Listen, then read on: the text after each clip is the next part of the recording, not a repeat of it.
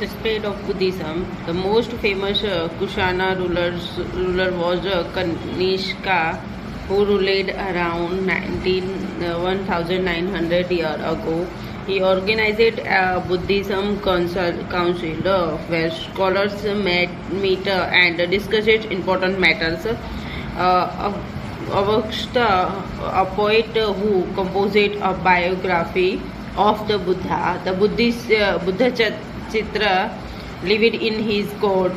Ashwagosha and other Buddhist scholars now began writing in Sanskrit. Okay.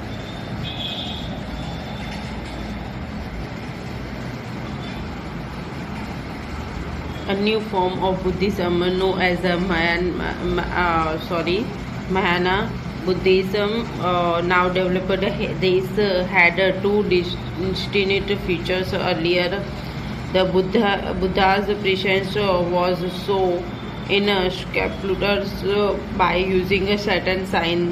For instance, his attempt of alignment was so by sculptures of the people tree. Now statues of Buddhas were made. Many of these were made in Mathura, while others were made in Taxila.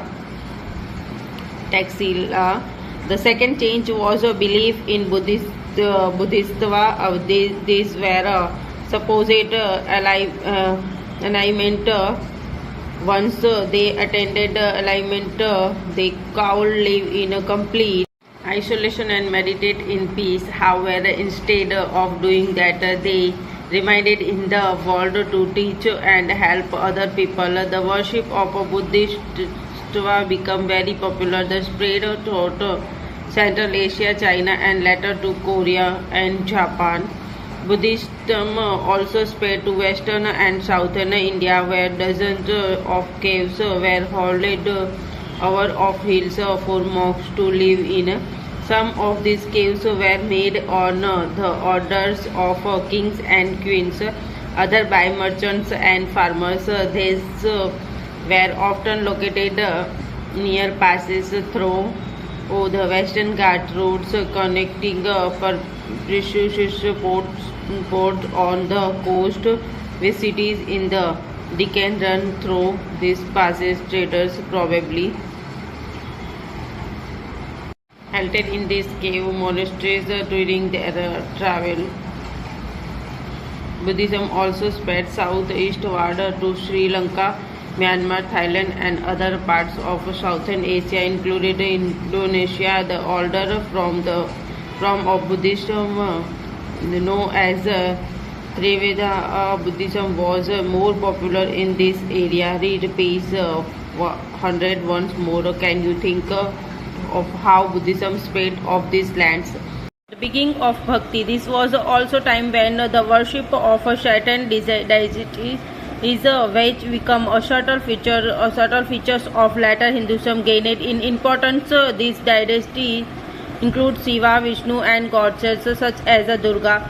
These deities were worshipped through bhakti, an idea that became very popular at this time. Bhakti is generally understood as a person's devotion to his or her chosen deity.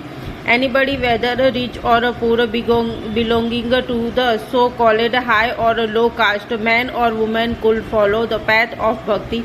The idea of bhakti is present in Bhagavad Gita, a sacred book of the Hindus, which is included in Mahabharata. See chapter. In this, Krishna, the god, asks Arjuna, his devotee and friend, to abandon all dharmas and take refuge in him, so only he can set Arjuna free from every evil. This form of worship gradually spread to different parts of the country. These who followed the system of bhakti emphasized devotion and individual worship of God or goddesses rather than the performance of the elaborate sacrifice. According to this system of belief, if a devotee worship the chosen deity with a pure heart, the deity will appear in the form in which he or she may desire. So the deity could be through of us as a human being, loyalty, or any other from once. This idea gained expectations. Artists made beautiful image of these deities